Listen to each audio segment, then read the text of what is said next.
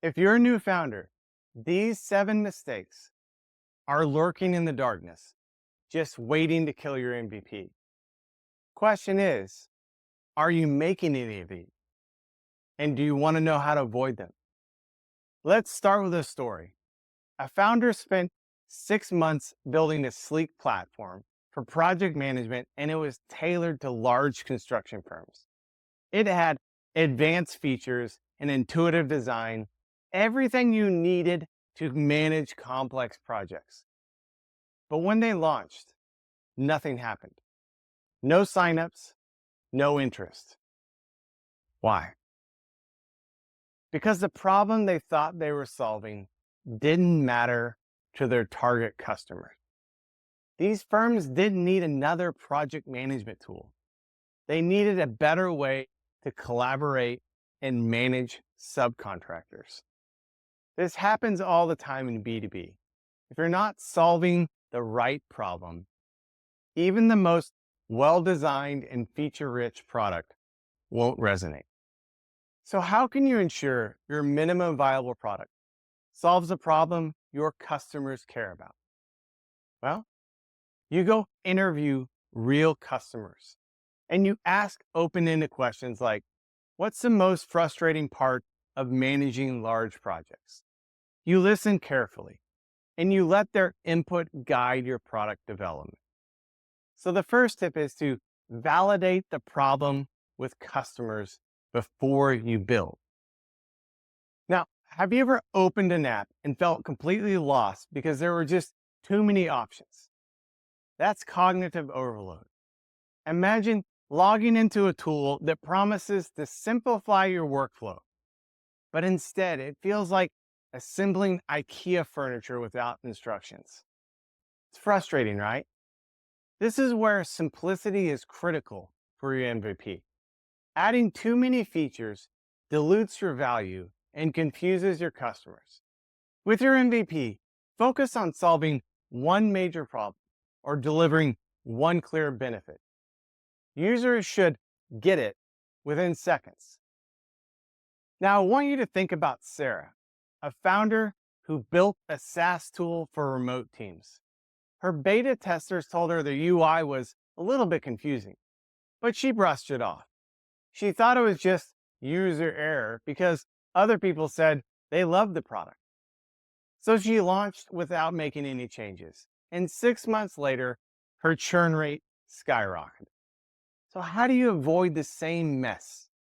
Well, you seek out critical perspectives and make changes based on recurring issues. The tough feedback, not the compliments, sharpens your MVP.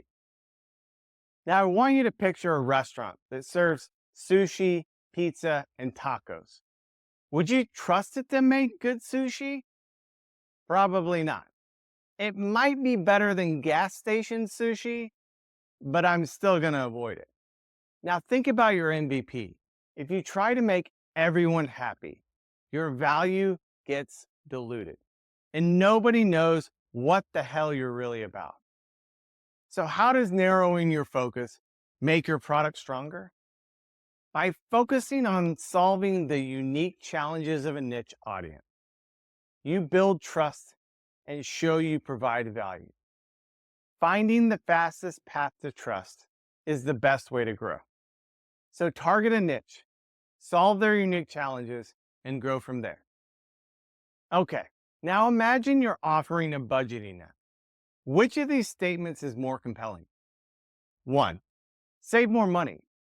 Or 2, stop losing hundreds of dollars every month to hidden fees. Most people are more motivated to avoid pain than pursue gain. So you might be wondering how to frame your MVP's value in a way that grabs the attention of your ideal customer. Well, you frame your MVP in terms of solving frustrations or avoiding loss. Show how it removes obstacles or eases pain points rather than just offering a simple benefit. Make sure your messaging highlights the pain your product eliminates. That's what gets attention. I recently watched a talented AI engineer Launch a customer service chatbot with a landing page that had something like, our advanced NLP model reduces latency by 35%. Well, technically that sounds great, but most customer service buyers have no idea what the hell that means or what it had to do with improving customer service. They probably had to look it up. So what's the best way to communicate your product's value without overwhelming your audience? You research your customers. Shoot, go interview 10 of them. Then speak your customer's language when you build your website, your landing page, and everywhere else.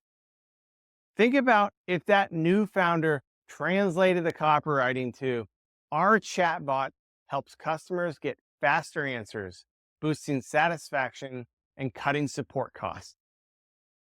Now that would work. So focus on outcomes, not technical features. Keep your messaging simple and on the results your audience cares most about. Have you ever hesitated to try a product until you saw great reviews? That's social proof. Without it, people are skeptical of new products, no matter how good they are. So what's the easiest way to build social proof? Even if you're just starting out, start small.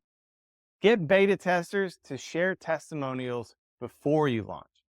Offer free trials in exchange for those testimonials. Then you turn them into success stories to build your credibility. You leverage the stories of early adopters as growth drivers. You've got what it takes to make this happen. Every founder starts where you are today. And the fact that you're here learning and improving will set you apart. If you want help, look at the resources I listed below and don't forget to subscribe. I want to do everything I can to help you succeed.